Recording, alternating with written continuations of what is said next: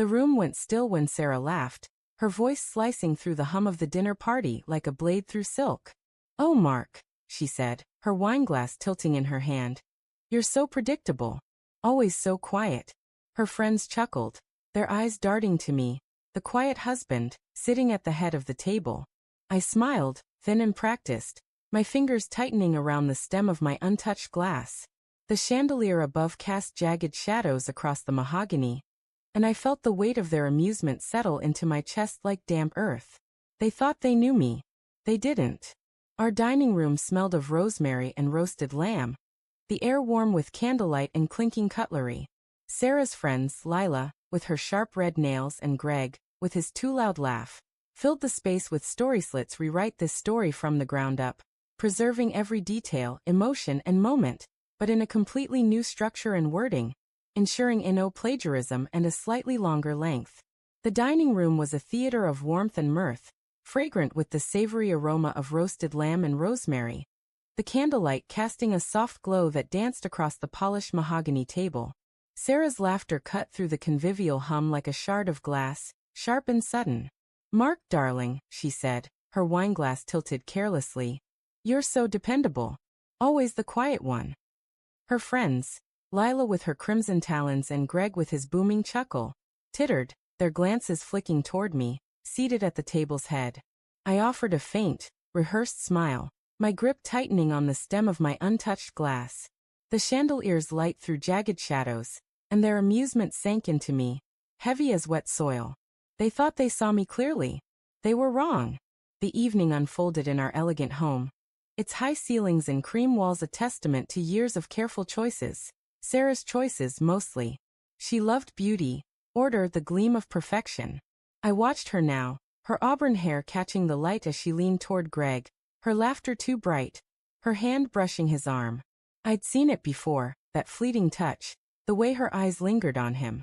A month ago, I might have dismissed it as charm, her natural warmth. But not now. Not after the late-night texts she thought I hadn't seen, the ones that lit up her phone when she left it on the counter. "Meet me at 8. Don't tell him." The words burned behind my eyes every time I looked at her. I sipped my water, the ice clinking softly, and nodded as Lila prattled about her latest trip to Paris. Sarah's laugh came again, high and musical, as Greg recounted some office anecdote.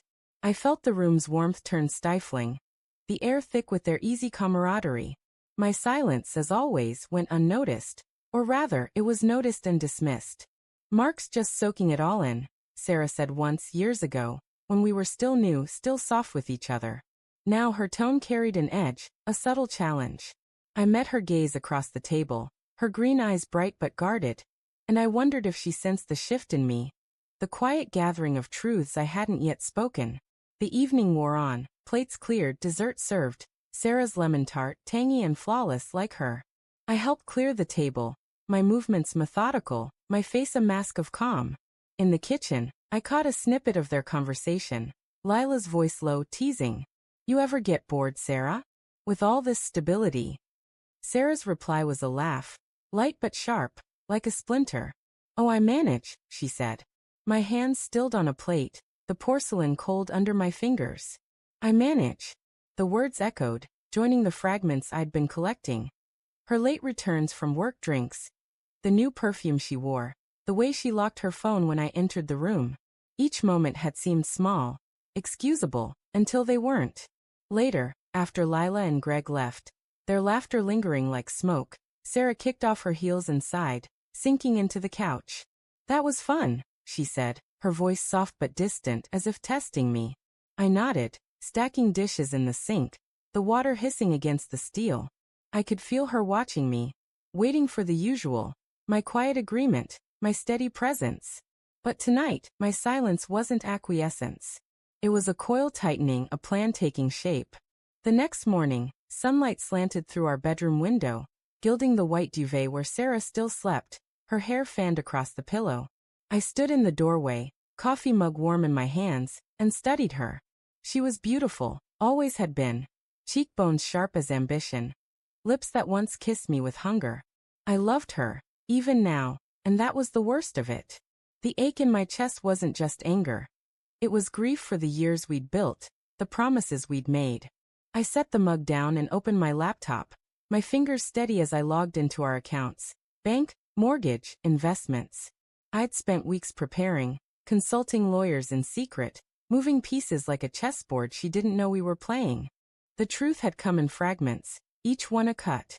A receipt for a hotel I didn't recognize, tucked in her purse. A colleague's offhand comment about seeing Sarah and Greg at a bar, their heads too close. Then the messages stumbled upon when her phone buzzed at 2 a.m. Can't stop thinking about you. I'd stared at the screen, my pulse a drumbeat, my mind scrambling to deny it. But denial crumbled under the weight of evidence, and now I knew. Sarah and Greg, months of stolen moments, lies woven into our life like threads in a tapestry. I didn't confront her. Not yet. Instead, I worked in the shadows of my own silence. I met with a lawyer in a bland office that smelled of coffee and paper, signing documents that would unravel our life.